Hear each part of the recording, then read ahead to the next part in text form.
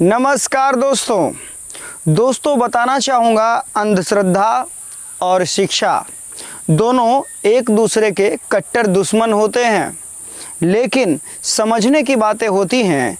जो असली शिक्षित व्यक्ति होता है वह अंधभक्त नहीं होता, लेकिन अंधभक्त होता है वह शिक्षा जरूर ग्रहण कर सकता है। समझने की बातें हैं। अंधश्रद्धा और शिक्षा दोनों एक दूसरे की कट्टर दुश्मन होती हैं, एक जगह पर दोनों नहीं टिक सकती, ये भी आपको समझना पड़ेगा। जो शिक्षा होती है उससे इंसान के अंदर प्रश्न करने की शक्ति आती है, उसके अंदर जागरूकता शिक्षा से ही आती है। और जिस इंसान के अंदर शिक्षा होती है वह इंसान कभी भी कुछ भी किसी भी समय में वह कार्य कर सकता है। ये सोचने की बातें हैं। उसके अंदर सोचने की क्षमता, उसके अंदर समझने की क्षमता और सही गलत की पहचान होती है। वह इंसान कहीं पर भी जा सकता है, कुछ भी कर सकता है, क्योंकि उसके अंदर वो नॉलेज होता है जिससे वह व्यक्ति उस कार्य को करने में सक्षम होता है। इसी को शिक्षा कहते हैं।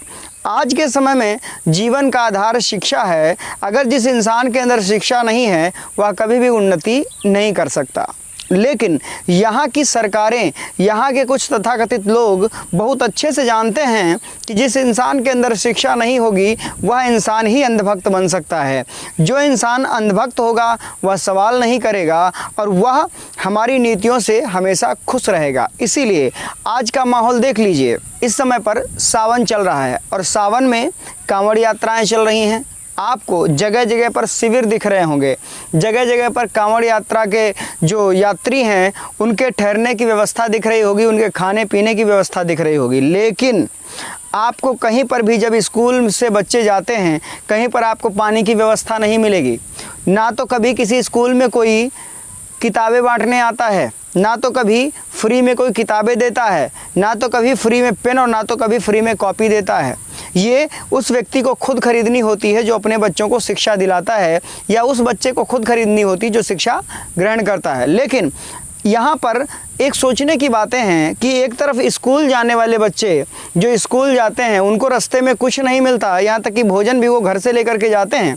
और एक तरफ वो लोग जो समाज में वहाँ पर जाते हैं, रास्ते में गांजा भी फूंकते हैं, भांग भी फूंकते हैं और रास्ते में जाते हैं, रास्ते में जा कर के समाज में अपना पैसा खर्च करते हैं, अपने समय की बर्बादी करते हैं और जाते हैं वहाँ पर कांवड़ चढ़ाने के लिए और उनके लिए सब कुछ व्यवस्था करी जाती है।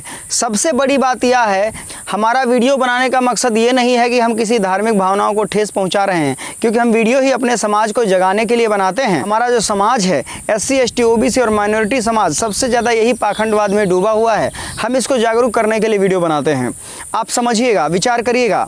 अपना पैसा, अपना समय और यहाँ तक कि रास्ते में जाते हैं गांजा भांग ये सब नशे करते हुए जाते हैं। हालांकि जितना कुछ कर रहे हैं वो करते हैं अपने अनुसार करते हैं, लेकिन जो शिक्षित व्यक्ति होता है वो ये काम नहीं करता। क्या किसी नेता के लड़के को किसी कांवड़ यात्रा में शामिल होते हुए देखा है? या कभी ये समझ में आया, सुनने में आया है कि फला नेता का लड़का आज कांवड़ ढोने के लिए गया हुआ है? नहीं आया होगा। वह सिर्फ यहाँ के मूल निवासी गरीब अशिक्षित लोगों के लिए ये व्यवस्था बनाई गई है।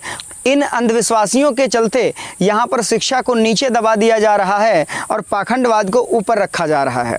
हमारे भारत में एक चीज़ देखने को मिली है, खास करके उत्तर प्रदेश में, कि शिक्षा पर किस तरीके से पाखंड हावी कर दिया गया है कि जब कांवड़िया चलेंगे तो यहाँ तक कि हर एक सोमवार को, क्योंकि उस दिन भीड़ ज़्यादा होती है, तो उस दिन स्कूल बंद रहेंगे। भाई, हमारा कहने का मतलब साफ ये है कि आप कांवड़ियों की चाहे लाइन लगाइए, हमें उससे कोई मतलब नहीं, लेकिन जो बेचारे शिक्षा ले रहे बच्चे हैं उनकी शिक्षा तो बंद मत करिए, क्योंकि वो फीस तो पूरी देते हैं। ऊपर से जब उनको शिक्षा नहीं दोगे, स्कूल बंद रखोगे, फिर कैसे काम चलेगा? हमारा कहने का मतलब आप लोगों से साफ है, आप जागरूक होंगे ना तो समाज जागरूक होगा।